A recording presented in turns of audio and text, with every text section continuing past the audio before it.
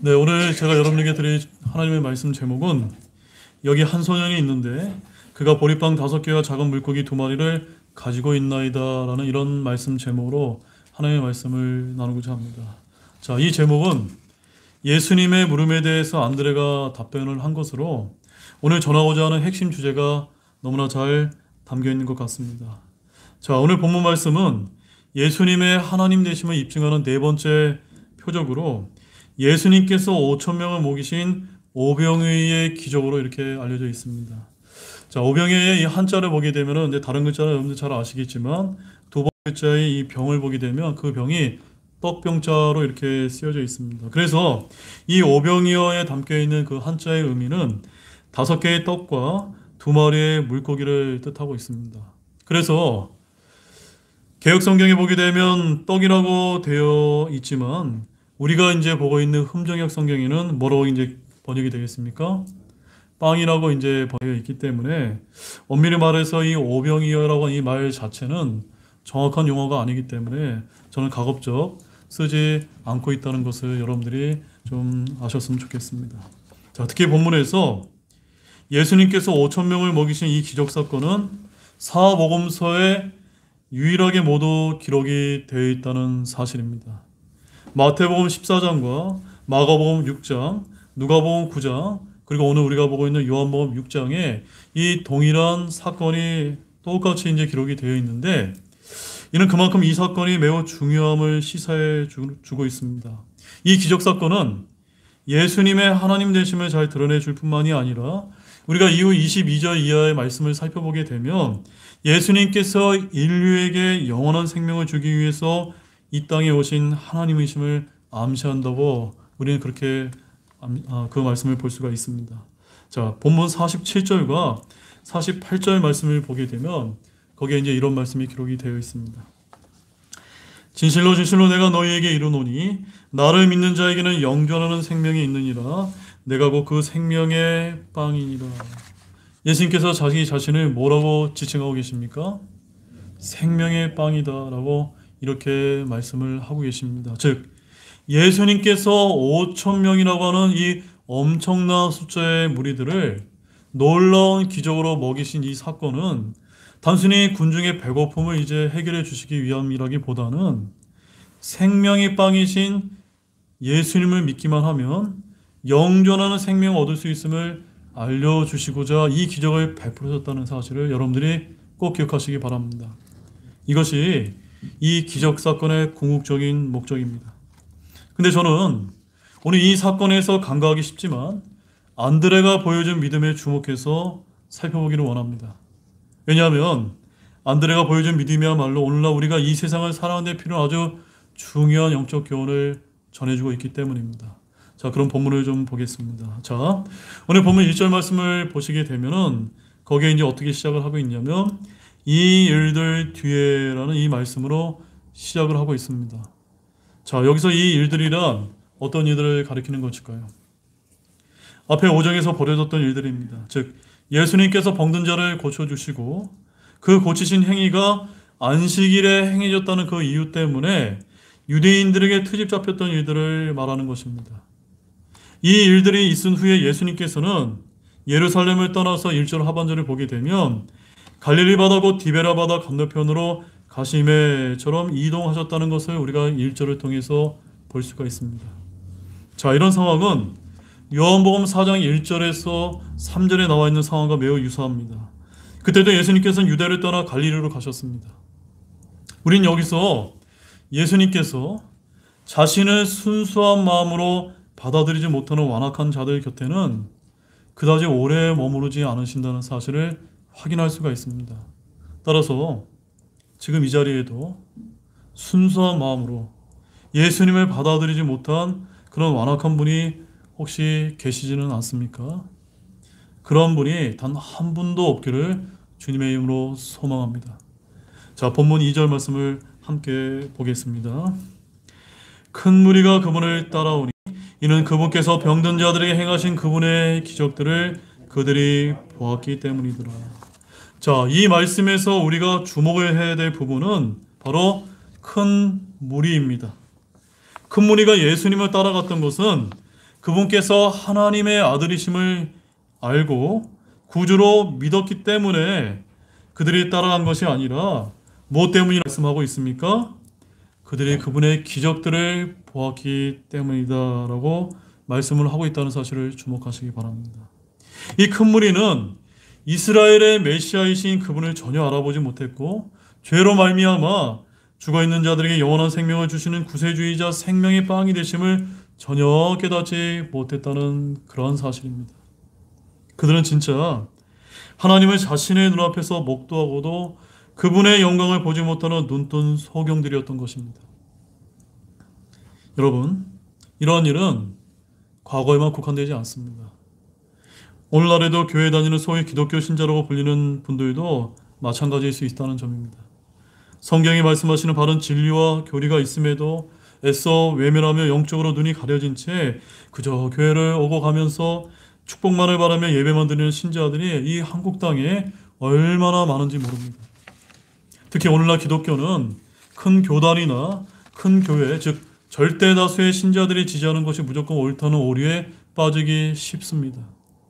물론 자유민주주의를 추구하는 우리 대한민국에서는 언제든지 다수의 의견을 존중을 해야 합니다.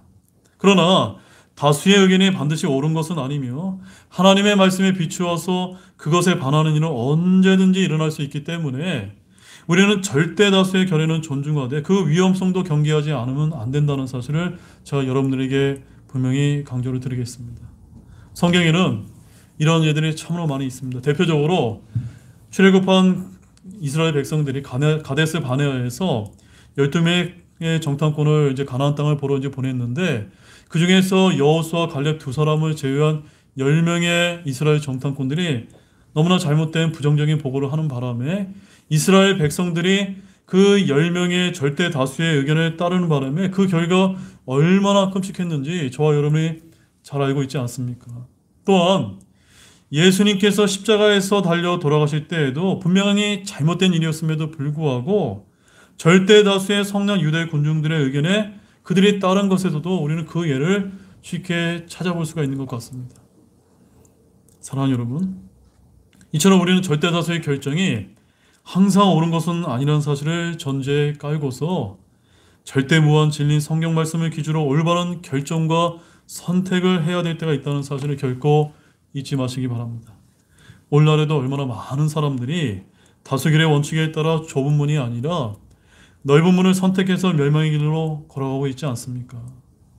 비록 우리가 걸어가는 이 길이 좁을지라도 생명의 길이요 진리의 기름을 믿으시면서 굳게 걸어가시는 모든 분들이 되시기를 바라겠습니다.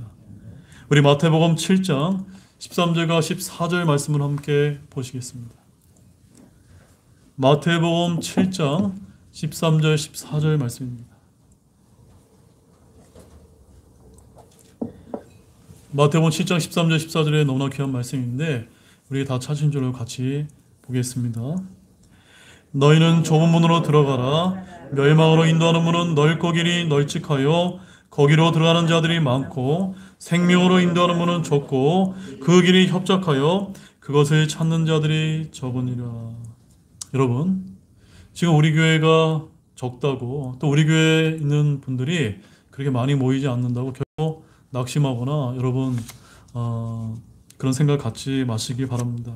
우리가 걸어가는 이 길이 정말로 좁은 길이지만 생명의 길이요 진리의 기름을 다 믿고 계시다고 저는 그렇게 믿고 있습니다. 맞습니까, 여러분? 그런 사실을 굳게 믿으시면서 걸어가시길 바라겠습니다. 자, 이제 우리가 중점적으로 살펴보자 하는 본문의 사건을 이제 보겠습니다. 본문 5절을 보죠. 거기에 이제 이렇게 기록이 되어 있습니다. 그때 예수님께서 눈을 들어 큰 무리가 자기에게 오는 것을 보시고 빌립에게 이르시되 우리가 어디서 빵을 사서 이들을 먹이겠느냐 하시니. 아무튼 예수님께서는 큰 무리가 어떤 동기에 섰건 상관없이 자신에게 몰려오는 군중들을 보시고 그들에게 사랑과 관용을 베푸시는 그런 마음을 여기서 보여주고 계십니다. 이렇게 주님은 언제나 큰 무리를 보시고 가볍게 여기시는 분이셨다는 사실입니다. 자, 동일한 사건을 기록한 마태복음 14장 14절 말씀에 가보게 되면 거기에 이런 말씀이 기록이 되어 있습니다. 예수님께서 나아오셔서 큰 무리를 보시고 그들의 불쌍히 여기는 마음을 가지사라고 이렇게 기록이 되어 있고, 또한 동일한 사건인 마가복음에서는 이 장면에서 마가복음 6장 34절 말씀에 예수님께서 나오셔서 많은 사람들을 보시고 그들이 목자 없는 양들 같으므로 그들을 불쌍히 여기는 마음을 가지사라고 이렇게 표현하고 있습니다. 그런데 마태복음 14장 15절 말씀을 보게 되면 그때가 언제였다고 기록을 하고 있습니까? 저녁 때였다라고 이제 기록을 하고 있습니다. 즉 수많은 무리들이 목자 없이 너무나 불쌍하고 가여운 이런 지경에 있었는데 저녁 때가 되자 그들이 이제 어떤 상태가 되었겠습니까? 너무나 이제 시장한 상태가 되었다는 것을 우리가 이제 어렵지 않게 이제 유추를 해볼 수가 있습니다. 이렇게 저녁이 되자 제자들은 15절 이제 이하를 보게 되면은 무리를 보내사 그들이 마을들로 들어가 각자 양식을 사게 하소서라고 예수님께 구하게 되었다는 사실을 우리가 이제 보게 됩니다. 그러나 이런 큰 무리를 가엾게 여기시던 주님께서는 그들을 위해 어떻게 할 것인가 하는 보관을 이미 마련해 두고 계셨다는 것을 우리는 잊어서는 안 될 것입니다. 그럼에도 불구하고 주님께서는 빌립에게 뭐라고 이제 물으셨습니까? 5절 말씀을 보게 되면은 이렇게 물으셨습니다. 우리가 어디서 빵을 사서 이들을 먹이겠느냐라고 이렇게 물으셨다는 사실입니다. 자, 예수님께서는 왜 이렇게 물으셨던 것일까요? 그 이유는 다름이 아니라 본문 6절 말씀에 아주 잘 나타나 있습니다. 자, 6절 말씀을 함께 우리 큰 목소리로 한번 읽어보겠습니다. 그분께서 이렇게 말씀하신 것은 친히 행하실 것을 아셨으므로 그를 시험하시려 하심이더라. 무엇 때문에 이렇게 물으셨습니까? 그들을 시험하시기 위해서 물으셨다는 사실입니다. 예수님께서는 제자들을 시험하시기 위해 이렇게 물으신 것입니다. 예수님은 이따금씩 이와 같은 방식으로 질문하십니다. 여러분, 우리 예수님은 사람의 마음 중심을 너무나 잘 아시는 분이십니다. 그렇다면 이러한 큰 무리가 자신에게 나오는 목적과 결국 이들이 떠나고 말 것을 예수님께서 모르셨을까요? 모르지 않으셨습니다. 어쩌면 이들은 정작 자신들의 마음은 잘 몰라도 예수님께서는 이들의 마음을 훤히 꿰뚫고 보셨다는 사실입니다. 그래서 요한복음 2장 25절 말씀에 가보게 되면 거기 이런 말씀이 기록되어 있습니다. 또 사람에 대해 누가 증언하는 것도 필요로 하지 아니하셨으니 이는 그분께서 사람 속에 있는 것을 아셨기 때문이더라. 우리 주님께서는 너무나 우리 인간들의 마음을 잘 알고 계십니다. 또한 지금 예배를 드리고 있는 저와 여러분의 그 마음 속 중심이 어떠한 동기에서 이 자리에 찾아오셨고 어떠한 마음가짐으로 지금 하나님의 말씀을 듣고 계시는지 잘 아실까요? 모르실까요? 너무나 잘 알고 계시다는 사실입니다. 그럼에도 불구하고 우리 예수님께서는 결코 그들을 정죄하지 않으셨습니다. 오히려 그들을 먹일 생각부터 하셨습니다. 어떻게 이런 일이 가능할까요? 그는 바로 예수님께서는 정죄보다는 사랑과 관용의 마음을 베푸시는 분이셨기 때문입니다. 그렇습니다. 우리 예수님께서는 항상 정죄하고 심판하기보다는 이해하시며 용서하시며 기다리시는 그런 마음을 가지신 분이십니다. 그래서 마태복음 9장 13절을 우리가 찾아보게 되면 거기에 이런 말씀이 이제 기록이 되어 있습니다. 마태복음 9장 13절에 오히려 너희는 가서 나는 긍휼을 원하고 희생물을 원치 아니하노라 하신 말씀이 무슨 뜻인지 배우라. 나는 의로운 자를 부르러 오지 아니하고 죄인들을 불러 회개하게 하려고 왔노라 하시니라. 우리 주님께서는 왜 오셨습니까? 저와 여러분과 같은 죄인들을 부르러 오셨다는 사실입니다. 우리가 의인이기 때문에 오신 것이 아닙니다. 우리가 너무나 죄를 지어서 지옥에 갈 수밖에 없는 그런 연약한 존재였기 때문에 우리에게 찾아오셨다는 사실입니다. 다른 것은 몰라도 이 사랑과 관용과 긍휼의 정신에 관한 한 우리 예수님께서 처음부터 사역의 끝까지 조금도 변함이 없으셨습니다. 그런데도 왜 바리새인들과 서기관들과 같은 그런 유대 종교 지도자들이 예수님을 향해 원망의 마음을 가지게 된지 여러분 잘 아십니까? 그것은 다른 데 있는 것이 아니라 성경에 의하면 우리 예수님께서 저와 여러분과 같은 그런 죄인들에게 관용을 베풀고 용납하셨기 때문이다라고 성경은 우리에게 증거하고 있는 것입니다. 자, 누가복음 15장 1절과 2절 말씀에 가보게 되면 이렇게 이제 기록이 되어 있습니다. 누가복음 15장 1절, 2절입니다. 같이 한번 보실까요? 그때 모든 세리들과 죄인들이 그분의 말씀을 들으러 그분께 가까이 오니 바리새인과 서기관들이 수군거리며 이르되 이 사람이 죄인들을 받아들이고 그들과 함께 먹는다 하매. 여기 이 사람이 누굽니까? 바로 우리를 구원해 주신 예수님이 아니십니까? 예수님이라고 하시는 그 분이 너무나 경멸하고 너무나 가까이 할 수 없는 그 죄인들과 함께 먹고 그들을 받아들이는 그러한 사랑과 관용의 마음을 보고 유대인들이, 종교인들이 예수님을 향해서 그렇게 원망의 마음을 가졌다는 것입니다. 사랑하는 여러분, 지금 우리가 살고 있는 이 세상도 똑같습니다.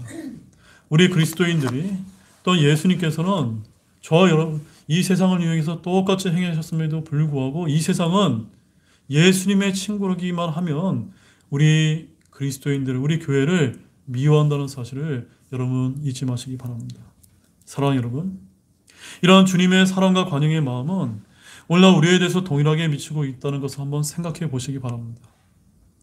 사실 오늘날 우리가 살아가고 있는 것은 무엇 때문입니까? 예수님께서 저와 여러분을 향해 이런 사랑과 관용의 마음을 가지지 않으셨다면 오늘 우리 가운데 살아남을 사람이 이 세상 가운데 과연 누가 있겠습니까? 이처럼 주님께서는 사람들을 시험해 보십니다. 여러분도 주님께로부터 이러한 질문을 통하여 얼마든지 시험을 받을 수 있다는 사실을 아시기 바랍니다. 이러할 때 여러분은 여러분의 믿음을 그분께 입증해 보여드릴 수 있어야만 합니다. 여러분이 이러한 시험에 처하는 것은 여러분 자신을 스스로 증명해 보일 수 있는 절호의 찬스이기도 합니다. 여러분은 어떤 어려운 일에 처할 때 그 문제를 하나님께로 달려가기 전에 먼저 여러분의 자신의 능력과 도움을 청할 수 있는 주변의 사람들을 먼저 둘러보시지는 않으셨는지요? 그래서 낙담하며 앉아만 있지는 않으셨습니까? 그럼에도 불구하고 여러분은 주님께 여전히 의존하지 않으시겠습니까? 우리 시편 43편 5절 말씀을 한번 보시겠습니다. 시편 43편 5절 말씀을 보시게 되면 거기서 우리에게 이런 위로의 말씀을 전해주고 계십니다. 시편 43편 5절 같이 보겠습니다. 오 내 혼아, 내가 어찌하여 낙심하느냐? 내가 어찌하여 내 속에서 불안해하느냐? 하나님께 소망을 두라. 내 얼굴에 건강이시오 내 하나님이신 그분을 내가 여전히 찬양하리로다. 아멘이세요? 우리가 누구에게 소망을 둬야 됩니까? 하나님께만 소망을 둬야 됩니다. 예수님께만 소망을 둬야만 됩니다. 그럼에도 불구하고 우리가 여전히 예수님과 하나님께 소망을 두지 못하기 때문에 얼마나 이 세상 속에서 낙심하며 불안해하고 있습니까? 여기 계신 모든 분들이 오직 주님께만 소망을 두는 모든 분들이 되시기를 원합니다. 바로 성경은 우리에게 그것을 권면하고 있습니다. 자, 이제 다시 본문 7절 말씀을 함께 보도록 하겠습니다. 자, 본문 7절에 어떻게 기록되어 있습니까? 빌립이 그분께 대답하되 그들이 각각 조금씩 받을지라도 200데나리온치의 빵이 그들에게 충분치 아니하리이다 하매. 자, 언뜻 생각을 해보게 되면 예수님의 제자 중에 이제 빌립이 제일 먼저 등장을 하고 있는데 이 빌립이 어떤 사람인 것 같습니까? 이 빌립은요, 여간 계산이 빠른 사람이 아닙니다. 아마 머리가 굉장히 똑똑한 사람이 아닌가라고 저는 그렇게 생각이 되어집니다. 여러분, 마태복음 20장을 보게 되면 시장에서 놀고 있던 사람들을 데려다가 일하게 한 비유를 여러분들이 잘 아실 것입니다. 그 비유에 따르면 한 데나리온이 하루 일당에 해당된다고 이제 기록이 되어 있습니다. 따라서 한 달에 우리가 한 20일 정도 일을 한다고 보게 되면 200데나리온 한 몇 달치 월급에 해당됩니까? 10달치 이제 월급에 해당이 되는 것입니다.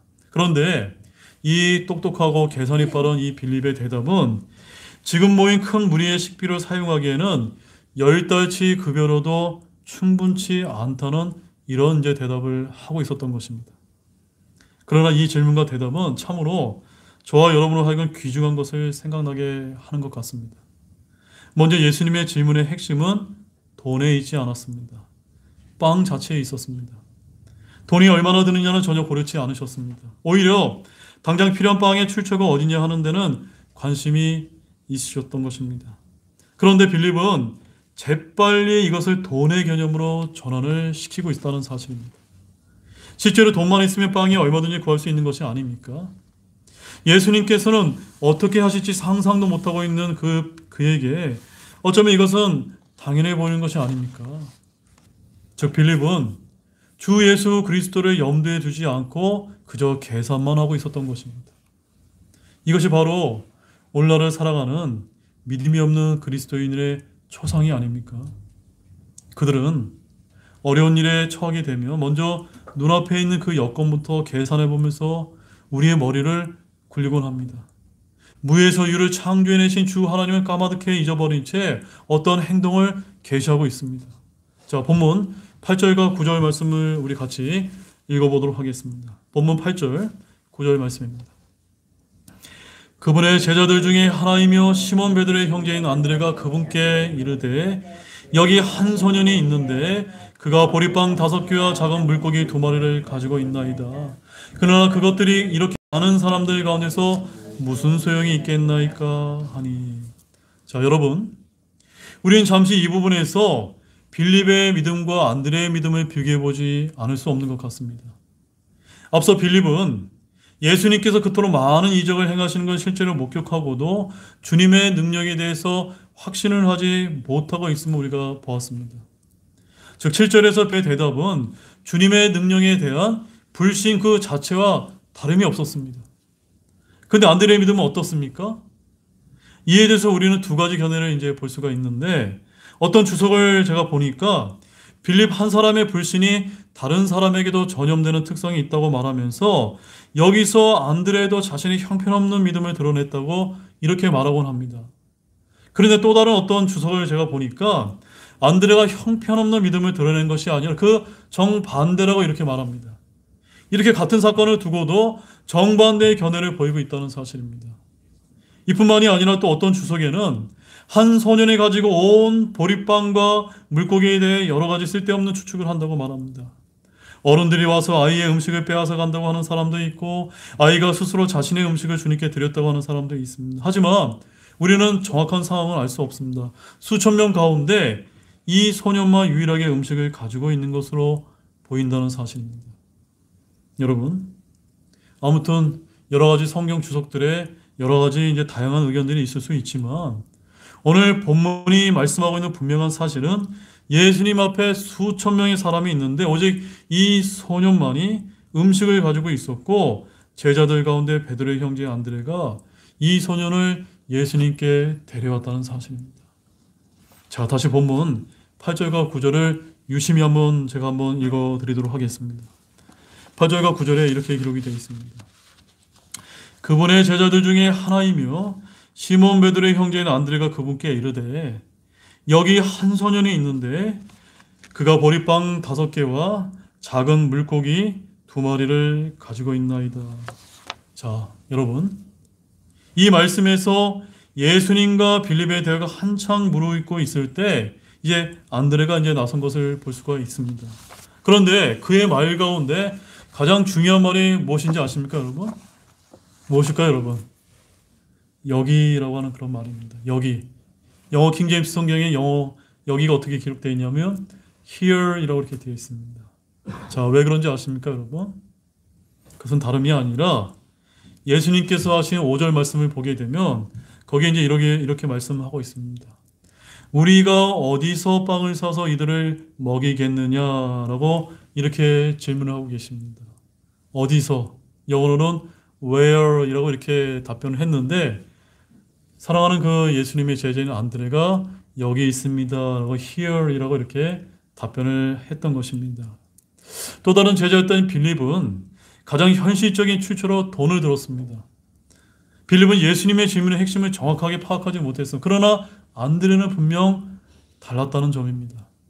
그는 그곳에 모인 사람들을 먹일 수 있는 능력의 원천은 예수님밖에 없다는 것을 인식했던 것으로 보입니다.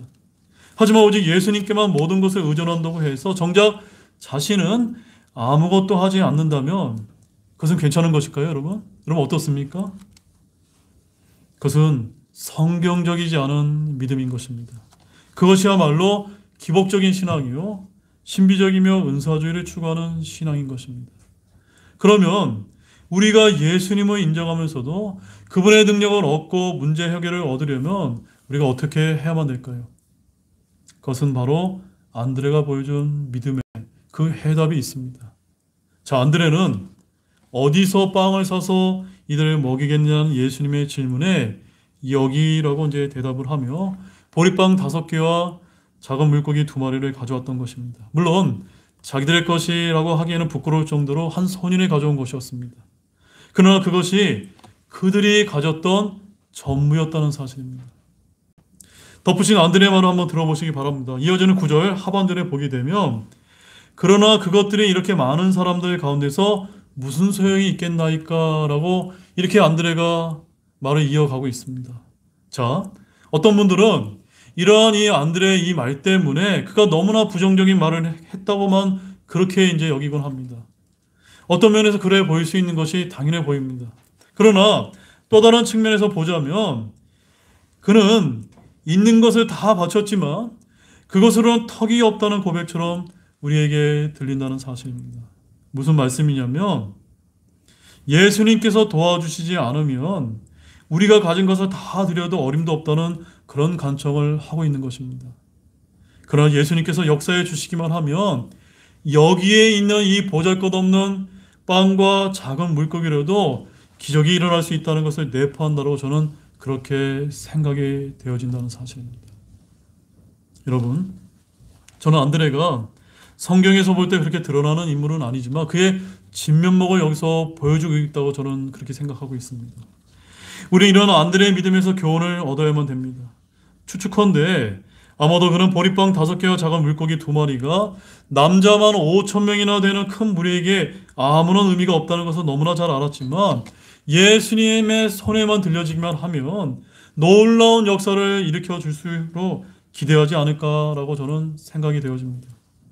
따라서 이 안드레가 보여준 이 믿음에서 우리는 2가지 사항을 알아야 된다라고 저는 믿으면서 여러분에게 결론적으로 말씀을 좀 드리겠습니다. 첫째, 우리가 진정한 그리스도인이라면 5,000명의 큰 무리를 먹여야 되는 내 음식이 없는 것 같은 이런 어려운 상황에 직면했을 때 하나님을 통해 그 어려운 난제를 바라다 볼 줄 아는 영적 안목을 가져야 된다는 점입니다. 이럼에도 불구하고 많은 사람들은 이와 정반대로 그 어려운 난제를 통해서 하나님을 바라보는 것이 아니라 언제나 눈앞에 있는 어려운 문제들과 상황만을 바라본다는 사실입니다. 그래서 그들은 고통스러운 세상 속에서 허우적거리면서 오히려 주님에게서 멀어지게 되는 그런 계산적인 빌립의 모습을 우리는 흔히 발견하게 됩니다. 우리가 참된 그리스도인이라면 하루 24시간 1년 12달 동안 한시도 주님께로부터 눈을 떼지 말고 그분만 응시하고 있어야만 됩니다. 그리하면 우리 앞에서는 하나님의 능력만 계실 뿐 고통과 절망은 저 멀리 떨어져 있게 될 것입니다. 우리에게 고통과 시련이 닥쳐왔다면 그것은 우리도 모르는 사이에 하나님께로부터 우리의 시선을 다른 데로 옮겨 있기 때문이라는 사실을 우리가 깨달을 필요가 있는 것입니다. 어려운 일에 봉착하는 순간 우리가 이것을 얼른 깨닫고 다시 우리의 시선을 하나님께로 옮기게 된다면 또한 고정시키게 된다면 주님께서 완전한 화평을 주실 것을 믿으시기 바랍니다. 이것이 믿음을 가진 사람의 올바른 자세인 것입니다. 자, 우리 마지막 말씀으로 이사야서 26장 3절 말씀을 보시겠습니다. 이사야서 26장 3절 말씀에 이렇게 이제 기록이 되어 있습니다. 여러분들이 잘 아시는 말씀이죠. 우리 큰 목소리를 한번 읽어보겠습니다. 주께서 생각을 주께 고정한 자를 완전한 화평으로 지키시니 이는 그가 주를 신뢰하기 때문이다. 여러분은 여러분의 생각과 여러분의 눈을 어디에 고정을 시키고 계십니까? 오직 주님께만 잘 고정을 하고 계십니까? 지금처럼 이렇게 어려운 시기에 여러분의 생각이 세상으로 향하지 않고 오직 주님께만 고정함으로 말미암아 완전 화평이 여러분의 삶과 여러분의 마음 가운데 충만하게 임하시게 되시를 주님의 이름으로 소망합니다. 그 다음에 두 번째는 기적의 출처, 문제의 해결의 실마리는 먼 곳에 있는 것이 아니라는 점입니다. 무슨 말씀이냐면 오늘날 얼마나 많은 신자들이 자기가 희생할 생각은 전혀 하지 않으면서 예수님께서 마련해 주시고 지불해 주셔야 될 축복에 대해서만 정확히 계산을 해내고 있는지 모른다는 사실입니다.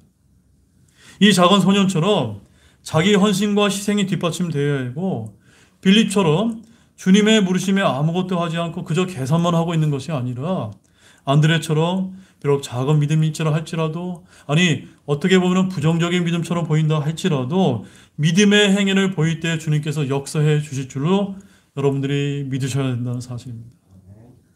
이제 제가 결론의 말씀을 드리겠습니다. 사랑하는 여러분,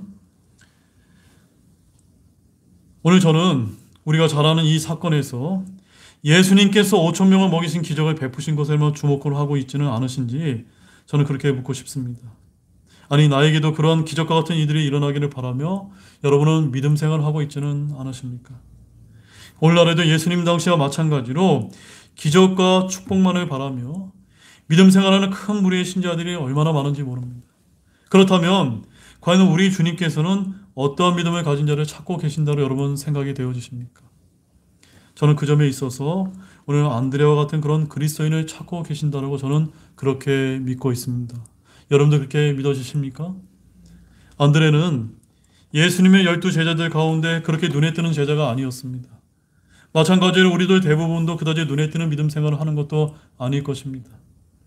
그러나 주님은 안드레와 같은 믿음을 찾고 계시고 그와 같은 부족한 믿음을 통해서라도 큰 기적을 여러분을 통해서 일으키고자 하심을 여러분 바라보시기 바랍니다. 따라서 결론의 말씀으로 우리 주님께서는 우리가 빌립처럼 계산만 하며 불신앙적인 모습을 보이기보다는 안드레처럼 작은 믿음이 있지라도 예수님을 주목하기를 바라고 계신다는 사실입니다.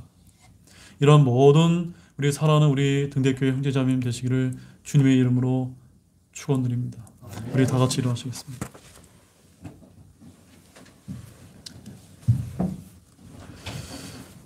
우리 다 같이 일어나셔서 잠시 기도하는 시간을 갖도록 하겠습니다.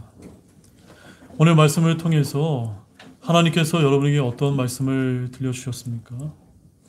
우리 주님께서는 여러분에게 귀한 말씀을 들려주셨는데 우리가 비록 부족한 믿음이 있지라 할지라도 이 안드레처럼 믿음으로 어떠한 믿음의 행위를 주님께 보여드릴 때 어려운 상황이라 할지라도 기적을 일으켜 긍휼을 베풀어 줄 수 있는 분이심을 여러분들 믿고 나아가시고 결단하시기 바랍니다. 잠시 기도하는 시간을 갖도록 하겠습니다.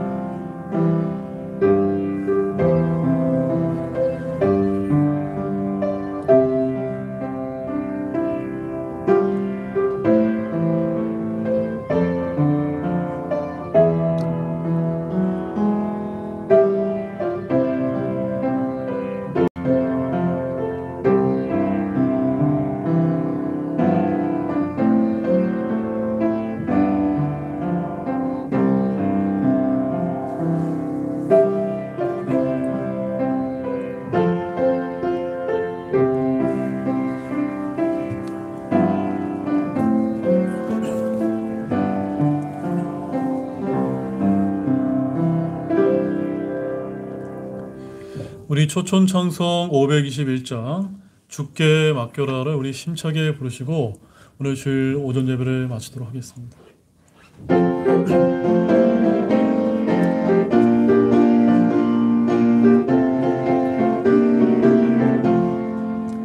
세상에서 금과 은 얻지 못한다 해도 손에 아무 가진 것이 없어도 새들 먹이시는 주님의 약속 믿고서 너의 모든 짐을 주께 맡겨라.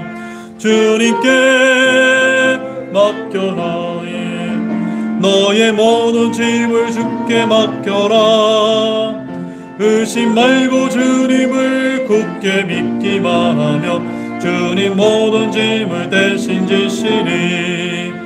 너의 몸이 병들어 심한 고통 당하며 너의 마음 절망 중에 있어도 너의 고통하시고 주가 구원하시리. 너의 모든 짐을 주께 맡겨라.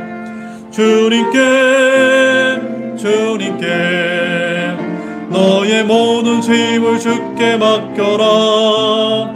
의심 말고 주님을 굳게 믿기만 하며 주님 모든 짐을 대신 지시리.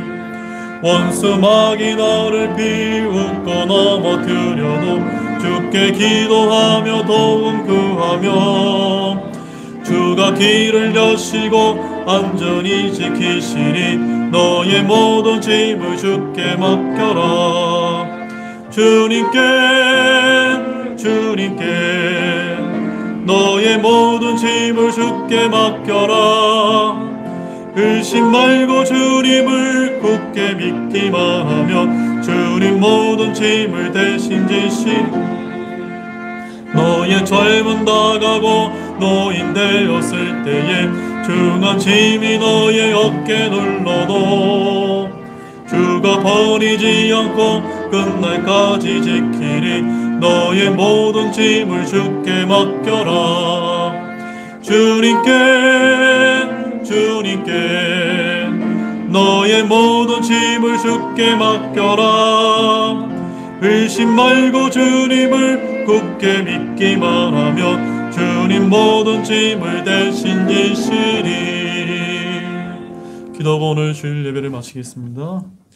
하나님 아버지, 정말 감사를 드립니다. 우리가 방금 불렀던 이 찬양처럼 주님께 맡기기만 하면 주님께서 모든 짐을 대신 지시겠다고 하신 이 말씀에도, 이런 찬양에도 불구하고 지금 너무나 어려운 그런 고통과 어려운 그런 상황을 거치면서 우리가 주님만을 바라보지 못하고 세상에 있는 것들을 바라보므로 말미암아 때로는 낙심하고 있을 때가 얼마나 많은지 모릅니다. 주님께 회개를 드립니다. 오늘 들은 말씀처럼 오직 주님께만 우리의 생각과 우리의 눈을 고정하고 완전한 화평을 주시는 주님만을 붙들고 이 험난한 세상을 걸어가기를 소망을 드립니다.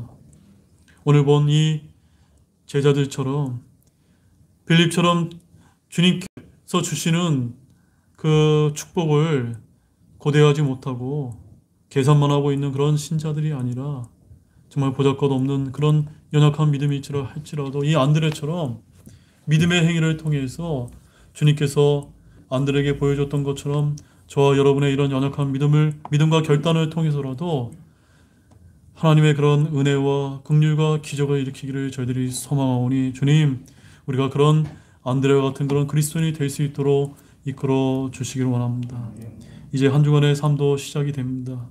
삶 가운데 이 말씀 붙들고 저희들이 믿음의 행위를 드러낼 수 있는 귀한 우리 하나님의 자녀들이 될 수 있도록 이끌어 주시기를 원합니다.